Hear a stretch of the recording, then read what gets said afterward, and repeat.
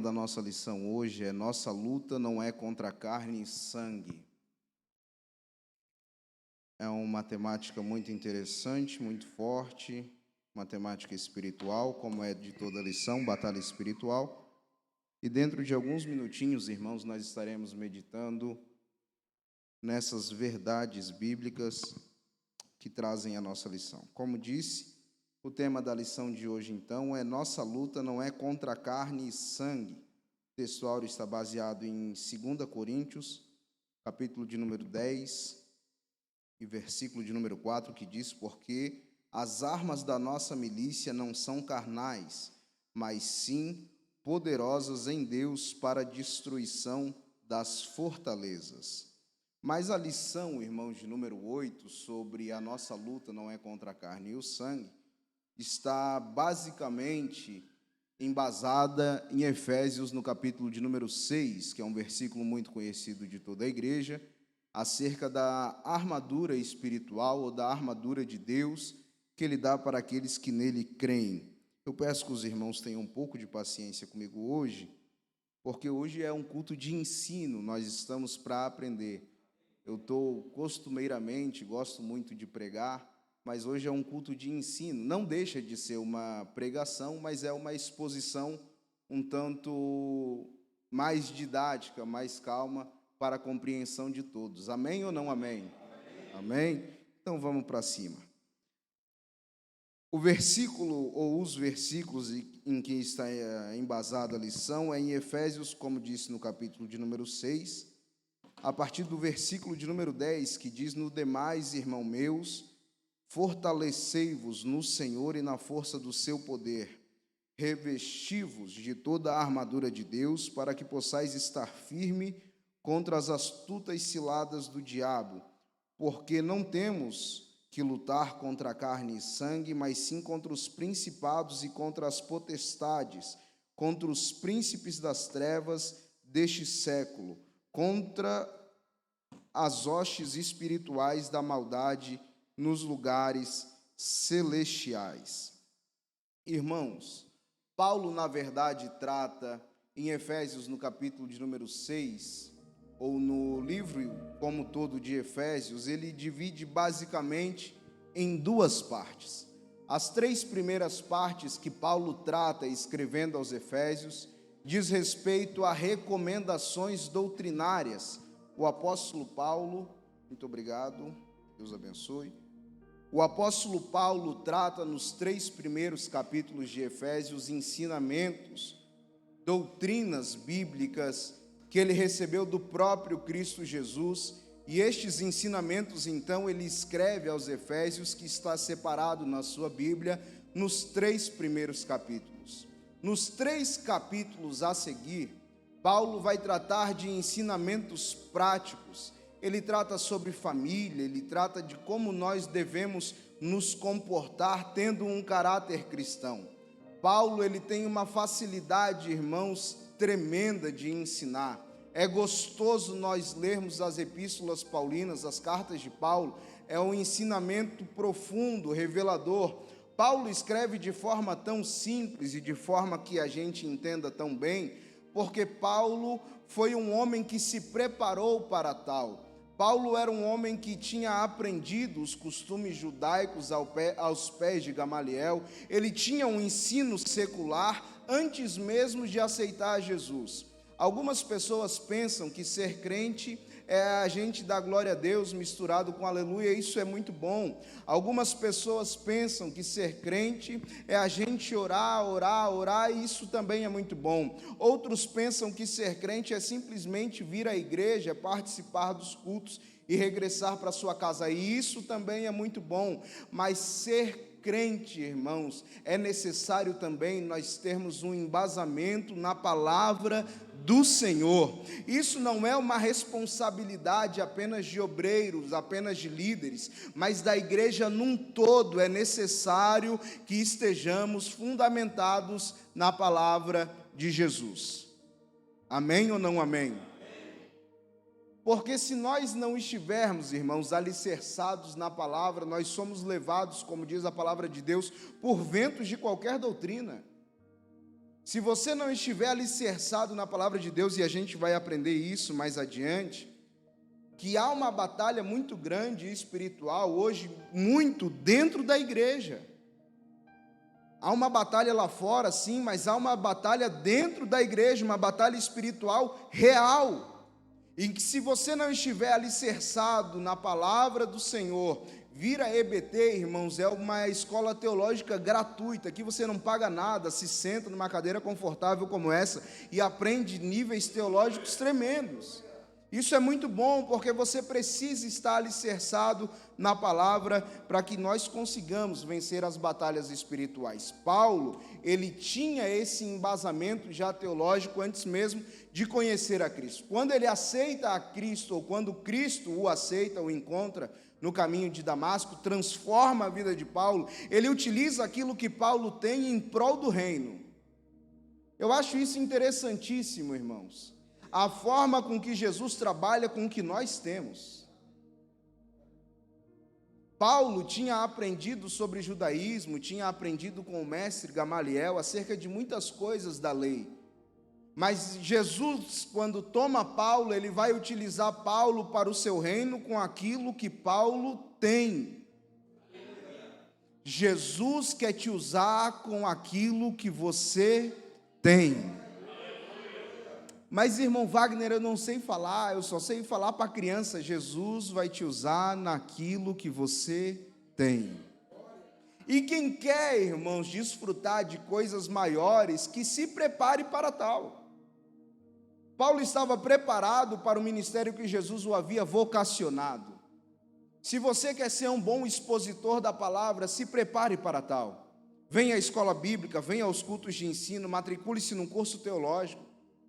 Se você quer ser um levita da casa do Senhor, já o faz, que Deus te abençoe, mas também continue a estudar música, aprenda harmônicas e tantas coisas que tem aí na área musical. Quem quer viver o extraordinário de Deus precisa se preparar para tal. Amém? Então Paulo, ele escreve de forma muito simples e muito tremenda todo o livro de Efésios, embora nós conheçamos sumariamente ou principalmente o capítulo de número 6, que trata sobre as armaduras espirituais. O tópico de número 1 e subtópico, o tópico de número 1 traz o título, a inclusão do tema no final da epístola. Os 3 capítulos iniciais de Efésios, como disse, são teológicos, os outros 3 são práticos, uma perfeita combinação de doutrina cristã e dever cristão, a fé cristã e a vida cristã. Mas, de repente, o apóstolo Paulo nos surpreende com no demais, encerrando a epístola com um assunto de vital importância, a luta contra o reino das trevas. O apóstolo Paulo aparece, ou melhor, o apóstolo Paulo parece usar essa expressão para introduzir a conclusão. Isso não é nenhuma anomalia, visto que Paulo emprega essa estrutura em outro lugar, como em 2 Coríntios, capítulo de número 13, versículo de número 11, 1 Tessalonicenses 4 e 1 e 2 Tessalonicenses 3 e 1. Essa expressão aparece traduzida como quanto mais na Almeida atualizada e finalmente na tradução brasileira, mas não devemos perder de vista que o termo paulino significa literalmente desde agora. Que diferença isso faz? Muita. No caso do verso 10, a ideia é de que daqui para frente o conflito contra o reino das trevas será contínuo até o retorno de Cristo. Desse modo, o tema é atual, a luta da igreja continua contra as hostes infernais. Como disse, irmãos, o apóstolo Paulo, ele divide em 2 partes, a parte teológica nos 3 primeiros capítulos e a parte prática nos últimos 3 capítulos. Só que no capítulo de número 6, só no verso de número 10, é que ele começa a tratar sobre essa questão das batalhas espirituais. Aqueles que têm Bíblia, por favor, abra sua Bíblia em Efésios, no capítulo de número 6.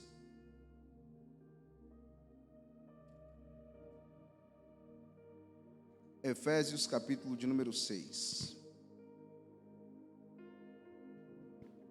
Ele começa escrevendo, irmãos, da seguinte maneira, o capítulo de número 6. Filhos, obedecei a vossos pais no Senhor, porque isso é justo. Honra teu pai e tua mãe, porque é o primeiro mandamento com promessa, para que vá bem e vivas muito tempo sobre a terra. E vós, pais, não provoquei a ira dos filhos. Enfim, Paulo vai tratar o capítulo de número 6, o início do capítulo de número 6, com uma temática que é muito relevante também, que ele trata acerca da família.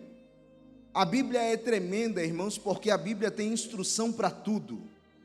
Como você criar os seus filhos tem na Bíblia, como você se comportar no seu casamento tem na Bíblia, como você se comportar no seu trabalho tem na Bíblia, como você adquirir recursos tem na Bíblia. A Bíblia é um manual.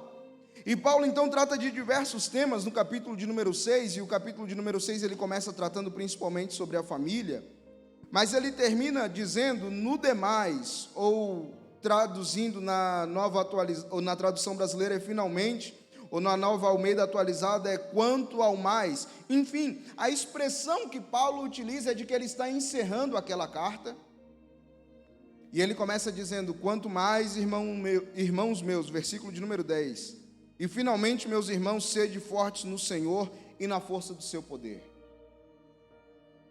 Ele trata de diversos assuntos, mas no final ele diz, no demais, irmãos meus, finalmente fortalecei-vos no Senhor e na força do seu poder.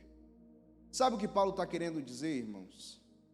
Que por mais que nós tenhamos um ensino doutrinário, teológico, por mais que tenhamos boas práticas, tudo isso só será posto em prática de forma efetiva, de forma concreta, se nos fortalecermos no Senhor e na força do seu poder. Paulo trata de diversos assuntos, como disse, ele trata sobre santificação, ele fala sobre os gentios, ele fala sobre as bênçãos, ele fala sobre ministério, ele fala sobre oração, ele fala santidade, ele fala sobre família, mas no final ele diz, isso só vai ser colocado em prática se vocês se fortalecerem no Senhor e na força do seu poder. Ninguém, irmãos, consegue fazer nada se não for pela misericórdia e pela força do Senhor que em nós opera. Por mais boa prática que você tenha, por mais tempo de Bíblia que você tenha, se você não tiver intimidade com o Senhor, se você não tiver uma vida espiritual ativa, alimentada, nutrida, você não consegue colocar em prática. Eu já falei aqui em outras oportunidades, existem grandes teólogos que conhecem a Bíblia, os 66 livros de trás para frente, de frente para trás, mas que não são crentes. Existem diversos teólogos, conhecem tudo, hermenêutica, homilética, todos os ensinos teóricos, mas por não ter uma vida de oração, por não ter intimidade com o céu, por não entender que nós estamos em uma guerra espiritual, muitos são até ateus. Amém ou não amém? É por isso, irmãos, que nós estamos aqui aprendendo. Sim, isso é importante. Mas a temática da lição é muito mais importante, que é sobre a batalha espiritual. Nós temos que ter consciência de que estamos numa batalha travada, e de que se a sua família muitas das vezes não está indo bem, muito provavelmente é por conta dessa batalha que você está perdendo. Se o seu ministério não está indo bem, muito provavelmente é por conta dessa batalha que você está perdendo. Se a sua vida financeira não está indo bem, muito provavelmente é por conta dessa batalha que você está perdendo. Porque a batalha espiritual é uma realidade que não pode ser ignorada. E Paulo, no apanhado geral, ele fala sobre muitas coisas, como eu disse, mas no final ele diz, no demais, irmãos meus, fortalecei-vos no Senhor e na força do seu poder. Se você se fortalecer no Senhor, a sua família vai bem. Se você se fortalecer no Senhor, o seu emprego vai bem. Se você se fortalecer no Senhor, o seu ministério vai bem. Se você se fortalecer no Senhor, a sua vida com Deus vai bem. Se você se fortalecer no Senhor, irmãos, tudo vai bem. Tudo vai bem se você se fortalecer no Senhor. Põe esse fundo não, senão me empolgo, Roger. Se a gente se fortalecer no Senhor, tudo vai bem. Tudo vai bem. Mesmo que as circunstâncias digam o contrário, tudo vai bem. Você lembra daquela viúva, o filho morto? Vai bem com a tua, como é que você está? Vai bem na tua casa? Ela diz, vai tudo bem. Isso é se fortalecer no Senhor. É quando tudo está um caos, mas você está firmado no Senhor e diz: não, vai tudo bem. Amém ou não amém? No demais, irmão meus, fortalecei-vos no Senhor e na força do seu poder. O subtópico de número 2 do tópico de número 1, ou melhor, o subtópico 2 do tópico de número 1 diz: fortalecei-vos no Senhor e na força do seu poder. Jesus disse certa vez: sem mim nada podeis fazer. Paulo empregou a voz passiva para fortalecer-vos. Isso mostra que não se trata meramente de esforço humano, mas da completa dependência do Senhor Jesus. A expressão força do seu poder é um enérgico pleonasmo, figura de sintaxe pela qual se repete uma ideia com outras palavras para proporcionar elegância ou reforço à expressão, usado aqui para reforçar a magnitude do poder de Jesus. Esse poder provém do Espírito Santo, conforme Efésios 3:16. Essa é a atuação da Trindade na vida da igreja. Então, Paulo nos ensina na carta aos Efésios, irmãos, a humildade de reconhecermos Jesus e o senhorio dele sobre as nossas vidas. Quando ele diz: fortalecei-vos no Senhor e na força do seu poder, aqui o comentarista da lição utiliza diversas palavras aqui que nem parece que são português de tão difíceis que são, mas ele utiliza, por exemplo, a palavra pleonasmo. Quem sabe o que é pleonasmo faz assim com a mão, diga glória a Deus. Não, nem os jovens que estão no secundário, misericórdia. Pleonasmo, irmão, é uma redundância, como subir para cima, descer para baixo, goteira no teto. É claro que tem uma goteira no teto, porque na parede ela escorre, no chão vira uma poça. Então são coisas que são óbvias, mas que a gente reforça para que dê peso na frase. Quando Paulo utiliza fortalecei-vos no Senhor e na força do seu poder, aquilo que é poderoso já tem força. Mas ele reforça a grandiosidade do poder de Deus. Fortalecei-vos no Senhor e na força do seu poder. Ele não consegue expressar com uma palavra só o poder de Deus, então ele diz na força do seu poder. O interessante, irmãos, é que o apóstolo Paulo ele é muito humilde, apesar de ser uma pessoa de grande relevância, como ora acabei de falar. Ele utiliza essa expressão fortalecei-vos no Senhor para tirar dos nossos ombros a responsabilidade de vencermos essas batalhas espirituais. Porque tem algumas pessoas que se sentem os super crentes. Você já conheceu um super crente? Tem gente que é intocável, ao menos ele pensa ser intocável. Ele prega como ninguém prega, ele canta como ninguém canta. Se ele não fizer, ninguém faz. Se ele não tiver, não acontece. Isso não existe, irmãos, biblicamente falando.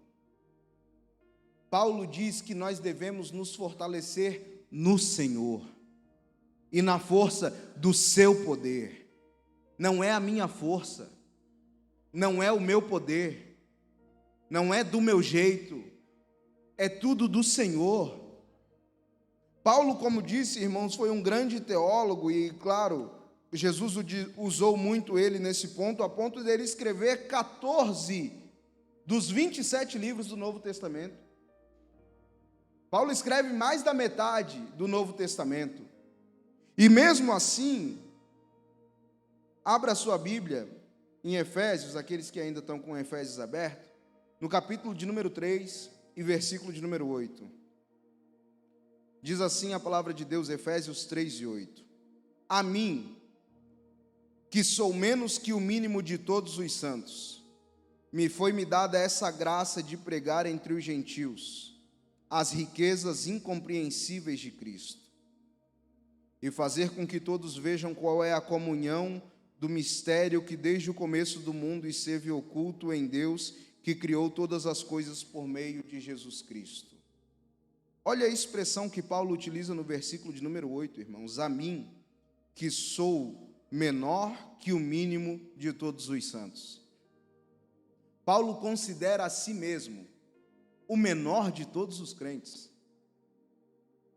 O camarada escreveu 14 livros do Novo Testamento, mas está dizendo, eu sou o menor de todos eles. Olha a humildade de Paulo. E tem gente achando que é alguém. Tem gente que quer bater no peito e dizer, não, eu sou o cara. Eu sou o menor de todos os santos, diz Paulo. E ele diz que o seu ministério, que é pregar aos gentios, pelos quais hoje nós estamos ouvindo a palavra de Deus por conta desse ministério, ele diz que isso não é mérito dele, é graça. Ele diz, isso daqui não é porque eu sou bom, não, é a graça do meu Senhor Jesus Cristo. Fortalecei-vos no Senhor e na força do seu poder. Muitas das vezes a gente utiliza a palavra Senhor, irmãos, mas não damos a real conotação que ela tem. Se Jesus Cristo é o meu Senhor, eu sou servo. Jesus não tem que fazer nada por mim, porque eu sou só servo. É eu que tenho que fazer por Ele e para Ele. É porque às vezes a gente ora, Senhor faz, como se o senhorio fosse nosso. Senhor eu quero, como se o senhorio fosse nosso que ordenasse qualquer coisa. Paulo chegou numa dimensão tão grande, irmãos, de vida com Deus e de espiritualidade, que ele diz, eu sou o menor dos santos. E sabe esse ministério que eu estou tendo? Isso daí é graça. Eu não prego bem porque eu sou bom, é a graça dele. Eu não faço viagens missionárias porque eu sou um baita missionário, não, é a graça dele. Paulo nos ensina algo, irmãos, que é bíblico, e eu vou repetir aqui para que você grave isso. Porque dele, por ele e para ele sejam todas as coisas. Nós não temos, não somos e não podemos nada se não fosse o senhorio de Jesus na nossa vida. Sabe quando a gente vence as batalhas espirituais? Quando a gente entende que a gente tem que se fortalecer no Senhor e na força do seu poder. Quando eu entendo que eu sou pó e que Ele é tudo na minha vida. Amém ou não amém? Fortalecei-vos no Senhor. O subtópico de número 3 diz, o emprego da figura de linguagem. As figuras são recursos linguísticos que merecem atenção especial pela sua beleza e pelo papel na hermenêutica. A anáfora é uma figura de linguagem que consiste na repetição de uma mesma palavra no começo de frases sucessivas, com o propósito de enfatizar a afirmação. Aqui encontramos, porque não temos que lutar contra a carne e o sangue, mas sim contra principados, contra potestades, contra os príncipes das trevas deste século, contra as hostes espirituais da maldade nos lugares celestiais. Nessa anáfora, a preposição grega pros, que é contra, é usada 5 vezes para reforçar a ideia de que a esfera principal de atuação do príncipe das trevas não é apenas como muitos pensam, a prostituição e o crime, mas principalmente no reino das religiões. Trata-se, pois, de uma batalha espiritual. Paulo, irmãos, reforça mais uma palavra nova para a gente aprender. A gente já aprendeu hoje aqui na EBT o que é pleonasmo, que são coisas óbvias que a gente repete, subir para cima, descer para baixo. E agora uma outra palavra, essa eu confesso que nem eu mesmo nunca tinha ouvido falar, que é a tal da anáfora. Anáfora é quando ele reforça, então, a mesma palavra durante um segmento da frase por diversas vezes para dar a conotação que aquela palavra traz, que a palavra aqui grega é pros, que é contra. Então, Paulo utiliza 5 vezes a palavra contra nesse versículo, como nós lemos aqui, porque não temos que lutar contra carne e sangue, mas sim contra principados, contra potestades, contra príncipes das trevas desses séculos e contra hostes espirituais da maldade nos lugares celestiais. Então, Paulo reafirma que é contra, para que a gente tenha esse entendimento de que é batalha, guerra, oposição. Não existe aqui, pelo que Paulo escreve, a possibilidade de qualquer um desses fatores, como as potestades, a maldade, andar lado a lado, vai ser sempre contra, o oposto de você. E o comentarista da lição diz que Paulo ele trata disso também, mas para reforçar que não é como muitos pensam, que o príncipe das trevas age apenas na prostituição e no crime, mas principalmente no reino das religiões, pois trata-se de uma batalha espiritual. Irmãos, falar sobre isso é um pouco pesado, mas como eu comecei dizendo, hoje nós temos que pregar para a igreja dentro da igreja. Nós temos que pregar para evangélicos. Nós temos que pregar não só para quem está lá fora, mas para quem está aqui dentro também. Para se converter, para acordar, para despertar. Porque o inimigo tem cegado o entendimento de muitos, irmãos. Mas, irmão Wagner, tu está dizendo que tem crente que às vezes se deixa enganar pelo inimigo? Ô, meu irmão, se lembra de Pedro? Quando Jesus começa a revelar a forma com que ele vai morrer, Pedro vai até Jesus e diz: não, Jesus, tem piedade de ti, tenha dó de ti, isso daí não vai acontecer contigo coisa nenhuma. Jesus olha para Pedro, 3 anos e meio andando com Jesus, uma faculdade inteira de teologia com o próprio mestre. Mas Jesus olha para Pedro e diz: para trás de mim, Satanás. É necessário que eu cumpra aquilo que meu pai determinou. Porque tem crente, irmãos, que não está estruturado para ouvir as verdades bíblicas. Jesus diz para Pedro: Pedro, quando te converteres, prega aos teus irmãos. É forte. 3 anos de crente. 3 anos de ensinamento com o próprio Cristo. Jesus olhar na cara de Pedro e dizer: quando tu te converteres. Pedro não era convertido ainda com 3 anos de crente. Por isso, irmãos, nós temos que ter muito cuidado, preste atenção nisso, com o que ouvimos. Hoje em dia tem muita igreja por aí. Hoje em dia tem muito ensinamento por aí. Hoje em dia tem muitas pessoas falando Senhor, Senhor por aí. Mas você, enquanto crente, tem que estar embasado na palavra de Deus, alicerçado na palavra de Deus, para filtrar aquilo que é de fato a verdade, para não ser levado por qualquer vento de doutrina.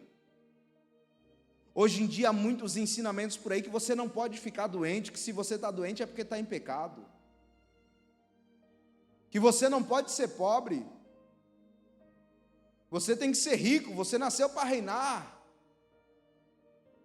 você não tem que ser nada, você tem que ser aquilo que Deus determinar que você deva ser.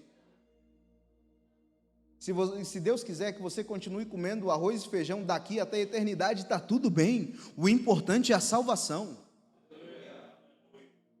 Não precisa, ainda bem que é uma EBT, eu tenho liberdade bíblica para isso. Mas não é necessário fazer corredor de sal, irmãos, para você prosperar. Não é necessário sabonete ungido, rosa ungida. Não é necessário nada disso. Porque a palavra de Deus, que é a verdade, não determina nada disso. Alguns dizem: venham como está e fique como está, porque Deus quer o teu coração. Nosso Deus, ele não é cardiologista, irmão, e nem açougueiro para querer só uma parte de você. Ou você é por inteiro, ou ele não quer nada de você. Amém ou não amém? Não dá para se entregar ao Senhor por partes. Jesus, quando morreu na cruz, não foi uma parte dele. Ele despiu-se da sua glória. Paulo escreve: tende em vós o mesmo sentimento que houve também em Cristo Jesus, que mesmo sendo Deus, não teve por usurpação ser igual a Deus, antes a si mesmo se humilhou, assumindo a forma de homem, sendo obediente até a morte e morte de cruz. Olha esse ensinamento. Jesus despe-se da sua glória, é obediente até a morte, não é uma morte tranquila, não, é morte de cruz.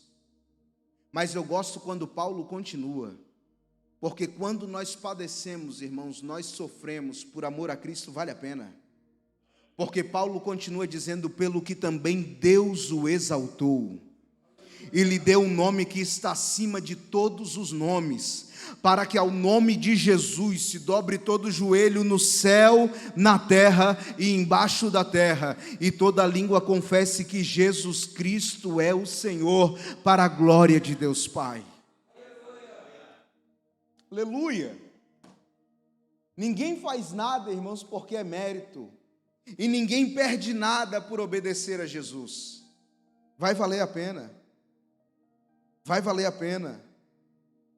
Então, mesmo que te preguem um evangelho por aí sem cruz, não aceite. Um evangelho que agora é só vitória, agora é só vitória, agora é só vitória, não aceite. Jesus não pregou nada disso. Jesus disse: quer vir após mim? Negue-se a si mesmo, tome a sua cruz e siga-me. Sabe o que Jesus pregou? No mundo tereis aflições, mas tende bom ânimo. Jesus não disse que ia ser só sabor de mel, como eu costumo dizer, irmãos. Tem muita abelha para espantar, para que a gente desfrute do sabor de mel. Tem muita ferroada para a gente levar, para que a gente desfrute do sabor de mel. Amém ou não amém? Não aceite, irmãos, cuidado, eu vou reforçar isso, porque hoje em dia há muito pregador de internet por aí. Tem muita gente, irmãos, que já não acredita mais na sã doutrina porque ouviu falar por alguém aí, um apóstolo das revelações que trouxe um ensino completamente diferenciado. Sabe quando você entende, irmãos, que é a verdade que você está ouvindo? Quando é amargo. Se você se sentir muito confortável com a pregação, tem alguma coisa errada. Se você sair da pregação pensando, realmente, estou de parabéns. Cuidado, cuidado, porque a pregação, irmãos, genuína, a verdade, nos conduz à santidade, e a santidade é negar a nós mesmos, e negar a nós mesmos é uma das tarefas mais difíceis que existem, não é verdade? Negar a si mesmo é o mais difícil que existe, afinal você que se controla. Quem aqui já fez dieta sabe disso. Negar-se a si mesmo. Tá lá, tu pode comprar, tu pode ter, mas tu luta contra ti mesmo, é difícil. Jesus diz: aquele que quiser vir após mim. Primeira coisa, negue-se a si mesmo. Não é a sua vontade, é a minha vontade. Não é do teu jeito, é do meu jeito. Tome a sua cruz e me siga. Vamos para cima, irmãos. Então a batalha espiritual, muitas das vezes, só para fazer um apanhado geral aqui do tópico de número 1, trata principalmente, como diz o comentarista na última parte do subtópico de número 3, no reino das religiões, pois trata-se de uma batalha espiritual. Cuidado com o que você ouve de pregação aqui dentro. Cuidado com essa misoginia. Misoginia é a mistura de religiões. Hoje ainda eu comentava com o pastor acerca disso. Você sabia que na Igreja Católica agora tem um movimento que eles chamam de carismático, que fala até línguas estranhas? Eles ensinam a falar línguas estranhas. A Igreja Católica bomba, enche. Não é uma igreja nova não, é dentro da própria Igreja Católica. Eles ensinam a falar em línguas estranhas. Eles cantam os mesmos louvores que a gente canta aqui. E tudo isso o inimigo vai chegando, como dizia uma expressão assim que eu aceitei a Jesus, como se dizia antigamente, com um sapatinho de algodão. Porque logo a gente fica amiguinho, afinal eles cantam os mesmos louvores. Falam até em línguas estranhas, qual é o problema? Que mal tem? Cuidado, irmãos. O inimigo, ele não é burro. O nosso adversário, ele não é burro, não é indouto. Ele não vai chegar aqui e dizer para você que isso daqui não é amarelo, não. Não, isso daqui agora é verde. Ele não vem assim, irmãos. O adversário, ele é ardiloso. Ele vai vir e dizer, não, isso daqui não não é bem amarelo, é um tom diferente. Ele vem com sutilezas. E ele entende de Bíblia. Cuidado. Cuidado com aquilo que você se alimenta na internet. Cuidado com louvores, irmãos, que a gente ouve. A gente tem que cuidar até com isso. Hoje em dia, poucos louvores tratam acerca de um louvor genuíno para adorar ao Senhor. Muitas das vezes são mensagens triunfalistas, como se a guerra fosse contra a carne e o sangue. Que quem me viu na prova vai me ver em destaque, que quem não me ajudou vai ficar para baixo e vai me ver lá na frente. Que negócio é esse, irmãos? Se a palavra de Deus diz que a nossa luta não é contra o meu irmão, quem tem que ser envergonhado é Satanás, não o meu irmão. Quem tem que cair por terra é Satanás, não o meu irmão. Amém? Tópico de número 2, a dependência de Deus. O apóstolo emprega uma metáfora militar para explicar o que subjaz no mundo espiritual, que não é possível perceber na superfície. A presença de todas as mazelas na humanidade é real e indiscutível, mas a fonte de toda essa maldade, Paulo esclarece nessa sessão. Não pode haver vitória sem a ajuda divina. Esse é o apelo apostólico. Nenhum ser humano tem condições de sozinho enfrentar demônios e sair vitorioso. Os demônios existem de fato, mas não passam de um inconveniente diante do poder de Jesus. São entidades destituídas de poder na presença do Senhor Jesus, conforme Marcos, no capítulo de número 1, versículo de número 23 ao 26, e no capítulo de número 3, versículo de número 11. No entanto, os humanos não podem desafiá-los com suas próprias forças. Irmãos, o que tem de exorcista por aí, exterminador de demônio, se achando o expert em expulsar demônio. Demônio não sai na força do grito. Demônio não sai pelo seu currículo. Eu tenho 50 anos de crente, 100 anos de crente, pouco importa. Demônio só é expulso no poder que há no nome de Jesus.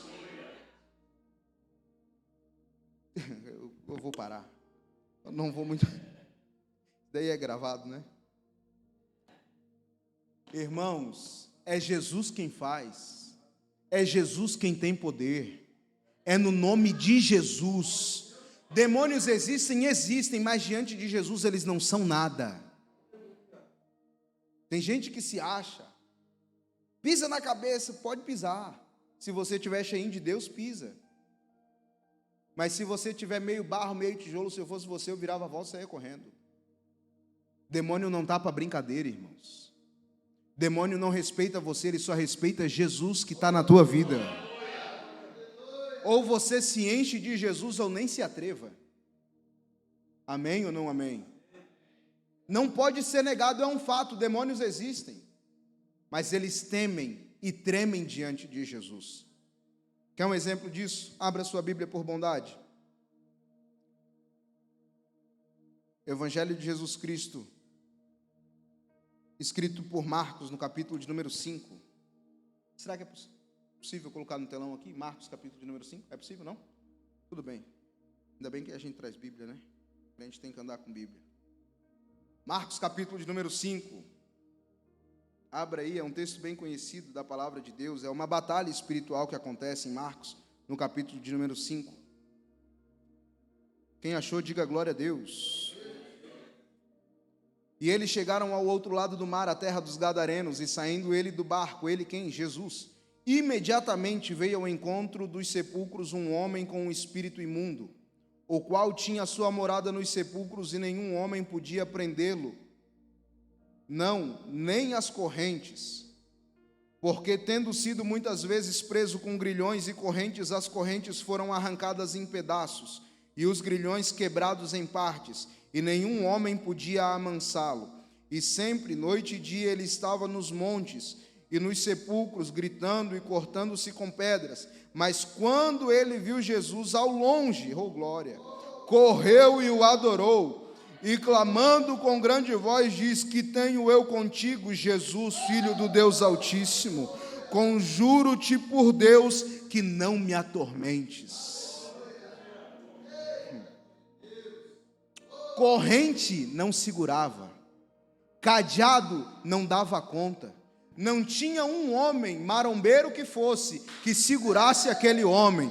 Mas quando ele vê Jesus de longe, ele corre, se prostra e diz: que tenho eu contigo, Jesus, Filho do Deus Altíssimo. É Jesus botar o pé e o demônio cair por terra. Corrente não segurava, grilhão não segurava. Não tinha psicólogo que curasse aquele endemoniado. Mas foi Jesus botar os pés.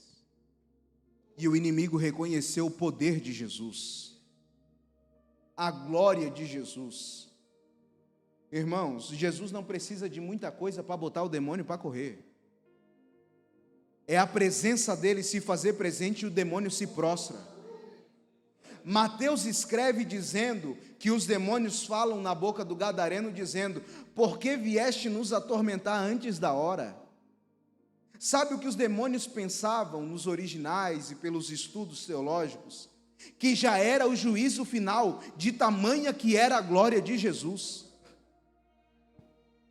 Porque não sei se você sabe, permita-me abrir um parênteses aqui, mas os demônios sabem que a hora deles vai chegar. Eles sabem que a condenação deles é certa. Quando Jesus bota o pé na praia de Gadara, eles pensam: é o juízo final, acabou.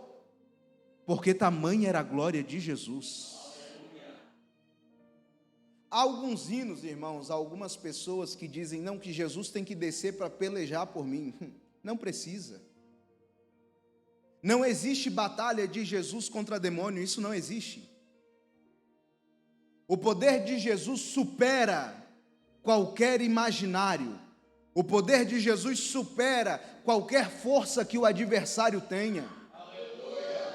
É só a presença dele chegar que o inimigo cai por terra. Não tem batalha, não existe. Só existe batalha se forem forças equivalentes, irmãos. Só existe guerra se forem forças equivalentes. Mas o poder de Jesus está acima de tudo isso. O poder de Jesus está acima de qualquer demônio.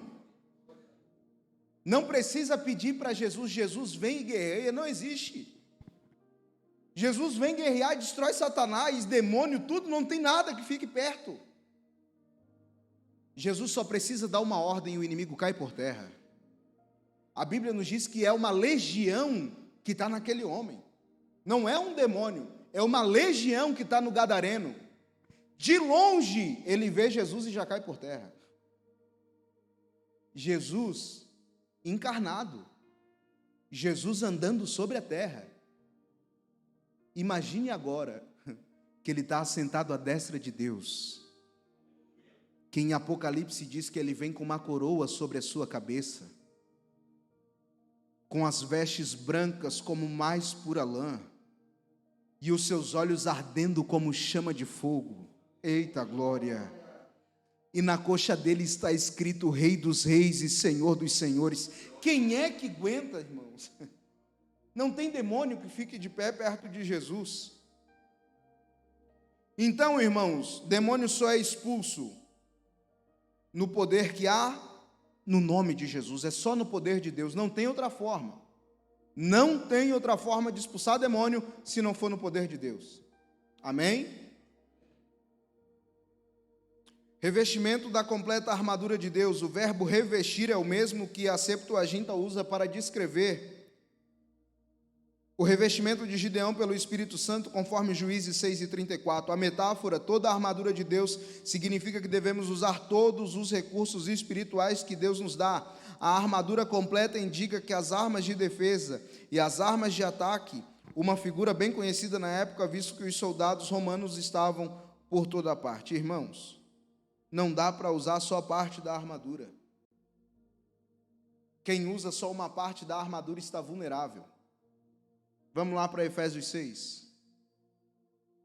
Efésios 6, versículo de número 10. Finalmente, meus irmãos, sede fortes no Senhor e na força do seu poder. Revesti-vos de toda a armadura de Deus, para que possais estar firme contra as astutas ciladas do diabo. Porque não lutamos contra a carne e o sangue, mas contra os principados, contra as potestades, contra os governantes das trevas deste mundo, contra as maldades espirituais em regiões celestiais. Portanto, tomai toda, ele repete de novo, toda a armadura de Deus, para que possais resistir no dia mau, havendo feito tudo, ficar firmes. Portanto, estai firmes, cingindo os vossos lombos com a verdade, vestindo a couraça da justiça, calçados os vossos pés na preparação do evangelho da paz, tomando sobretudo o escudo da fé, com o qual podereis apagar os dardos inflamados do maligno, tomando o capacete da salvação, a espada do Espírito, que é a palavra de Deus, orando em todo o tempo, com toda oração e súplica no Espírito, e vigiando nisso com toda perseverança e súplica por todos os santos. E por mim, que a palavra me seja dada para que eu possa abrir a minha boca ousadamente para fazer conhecido o ministério do Evangelho. Irmãos, é toda a armadura. Não dá para usar só o escudo da fé, porque às vezes a gente vai evangelizar alguém aí, ele diz, não, mas eu sou uma pessoa que tem fé em Deus. Tem fé em Deus, mas não tem o capacete da salvação. Tem gente que acha que está com o capacete da salvação, mas não está cingido com a verdade. Sabe o que é cingir, irmãos? Quem sabe, diga glória. Cingir os lombos. Nos tempos bíblicos, os judeus usavam uma espécie de vestido, uma roupa comprida. E, obviamente, para se travar uma batalha de vestido não deve ser nada fácil.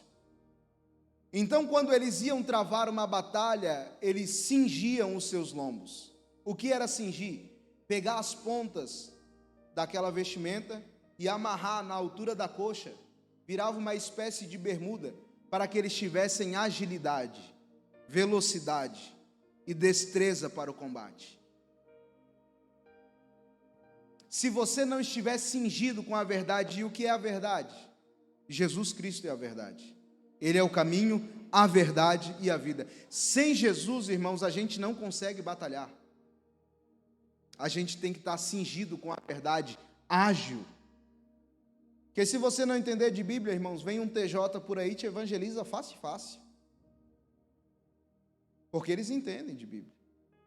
Se você não estiver cingido, vem alguém aí com uma doutrina qualquer e te ilude fácil. Por isso que nós devemos estar cingidos com a verdade. Amém? E é toda a armadura, porque se você andar sem capacete, a chance de você ser atingido na cabeça é grande. Se andar sem escudo, provavelmente o inimigo vai achar alguma brecha em sua armadura. Se você andar descalço, provavelmente os seus pés vão se ferir, então tem que ser a armadura completa. Não dá para andar pela metade. Como eu disse, Jesus não quer só o seu coração. Ou você se entrega por completo, se reveste por completo, ou você está vulnerável aos ataques do maligno. Amém? Vamos para cima. Paulo começa aqui a explicar os métodos do diabo, é o subtópico de número 3, o tópico de número 2. Começa a explicar a razão do crente se fortalecer em Jesus e no seu poder. Revestir-se de toda a armadura espiritual de Deus. A expressão astutas ciladas é metodeia em grego e só aparece uma vez no Novo Testamento, cuja ideia é esperteza, artimanha, armadilha. Só Jesus dá, pelo seu Espírito Santo, todos os recursos para o crente entender todas essas astúcias do inimigo. O conhecimento da força do maligno é uma poderosa arma, tanto para o ataque quanto para a defesa. Tem gente que tem medo de estudar sobre o demônio, nem gosta que fale sobre coisas desse gênero. Eu confesso, irmãos, que na minha juventude, não que eu seja velho, mas quando eu era mais jovem, na minha adolescência, eu era alguém muito medroso em relação a essas coisas espirituais. Eu gostava muito dessas coisas de Deus, da palavra de Deus, mas começava a falar de espírito e coisa assim, Se era escuro, piorou. Se falasse durante o dia, era menos pior, agora de noite. Um dia, eu estava sentado, isso daí ninguém me contou, eu estava sentado tomando café num sítio, em Alfredo Wagner, na cidade da minha mãe. A minha mãe estava em oração, orando próximo a mim e eu tomando meu pequeno almoço. A minha mãe orando, e a minha mãe sempre falava para mim orar. Eu não queria me envolver, porque eu sabia que quem ora passa por lutas espirituais. Quanto mais oração, quanto mais vida com Deus, mais luta espiritual. E olha a minha estratégia, para não ter luta espiritual, eu não orava. De dia, tomando meu pequeno almoço, irmão, sentado na mesa. A minha mãe fazendo um clamor. De repente vem um demônio, uma figura escura, negra, atravessa a janela fechada, atravessa a parede, passa por cima da minha cabeça e sai do outro lado aqui. De dia. A minha mãe olhou para mim e disse: tu viu? Eu disse: infelizmente eu vi. A minha carne se tremia toda, a minha vontade foi de sair correndo. Eu disse o quê? A hora que eu fui me levantar para correr, a minha mãe disse: dobra o seu joelho, vamos orar. Dobra o seu joelho, vamos buscar. E eu ainda tive a audácia de dizer para ela: mas a Bíblia diz para a gente fugir da aparência do mal. Queria orar não, irmãos. Queria me desvencilhar daquilo o quanto antes. Mas eu vi com os meus próprios olhos de dia a batalha espiritual que é para quem ora, para quem tem uma vida com Deus. E a gente pensa que o inimigo está de brincadeirinha, que ele só a meia-noite, que é perigoso, é só às 6 da manhã, coisa nenhuma. É 24 horas travando uma batalha contra o povo de Deus. E nós temos que ter consciência disso, ciência disso, e por isso, irmãos, que nós temos que ter inteligência.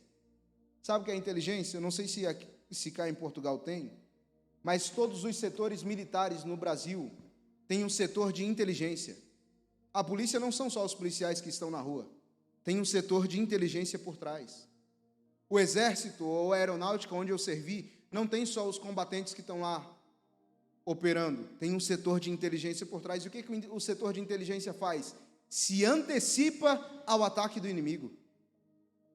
Ele estuda o seu inimigo. Sem o inimigo perceber, ele sabe tudo o que acontece na vida do inimigo. Quando o inimigo trava um ataque, ele já está preparado.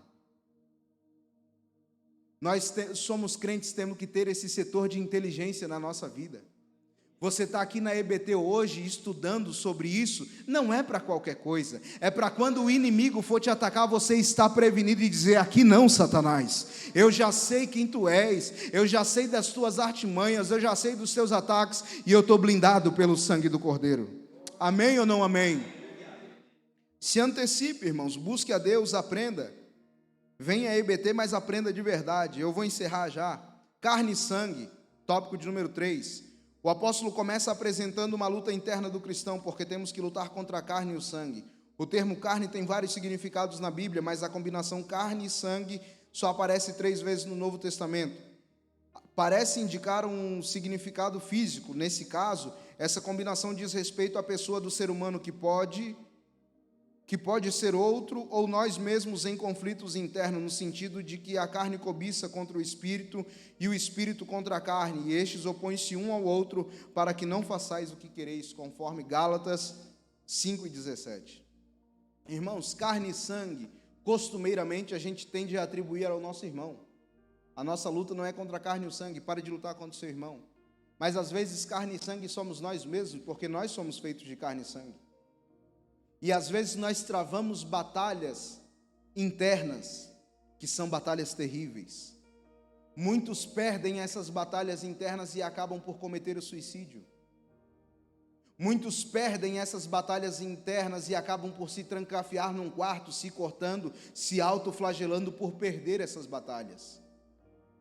Nós temos que fortalecer-nos no Senhor para que a gente domine sobre a nossa própria carne, sobre as nossas próprias batalhas internas, que possamos dizer como Paulo, que eu estou crucificado com Cristo, e não vivo mais eu, mas é Cristo que vive em mim, para não viver segundo a carne, irmão, porque se a gente viver segundo a carne, a gente peca contra Deus, peca contra o nosso irmão e peca contra nós mesmos.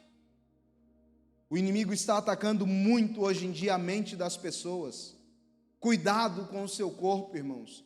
Cuidado com a sua saúde mental, busque mais do Senhor, viva em paz, o Senhor tem a paz que excede todo o entendimento. Amém ou não amém? Se você não está em paz, busque paz no Senhor, não fique nesse conflito achando que está tudo bem. Você que me assiste aqui pela Rede Semear, não fique nesse conflito achando que está tudo bem. Se algo não está bem na sua vida, corra aos pés de Jesus, adentre uma igreja, busque a Jesus, procure por Jesus, porque Ele tem alegria e paz para a sua vida. Não é contra a carne e contra o sangue. Principados e potestades, irmãos. Os dois termos, contra principados e contra potestades, aparecem juntos pelo menos 10 vezes no Novo Testamento. Principados é arcai, que é em grego e cuja ideia da primazia é no poder. E as potestades, exousai, denotam liberdade para agir. o apóstolo Paulo emprega o termo tanto para anjos como para demônios. Investidos de poder, desse modo a expressão refere-se... Eu me perdi aqui. Investidos de poder. Desse modo a expressão refere-se a governos ou autoridades, tanto na esfera terrestre como na esfera espiritual. Dominadores desse mundo tenebroso e lugares celestiais. Eu vou encerrar já. Irmãos, há demônios na quantidade de milhões. Nós não podemos quantificar e dizer exatamente quantos tem, mas há milhares e milhões de demônios que estão trabalhando a todo tempo contra a igreja. E esses dominadores desse mundo tenebroso, eles agem em diversas esferas da sociedade. Você acha que essas ideologias que surgem por aí surgem ao acaso? Eu recebi há pouco, por alguns irmãos até aqui da igreja, que eu devo fazer um documento, assinar, para que o meu filho não aceite ir em banheiro unissex, em que pode ir homem e mulher, menino e menina no mesmo banheiro, que é o que estão querendo implementar aqui em Portugal, em algumas escolas, em alguns infantários. Você acha que essa ideologia surge do nada? Esse tipo de ideologia surge em demônios, irmãos, que sopram nos ouvidos de alguns governantes. Essas ideologias de tirar o nome pai e o nome da mãe da certidão de nascimento, colocar só como progenitores. Essa destruição do conceito de família, vocês acham que tudo isso surge ao acaso?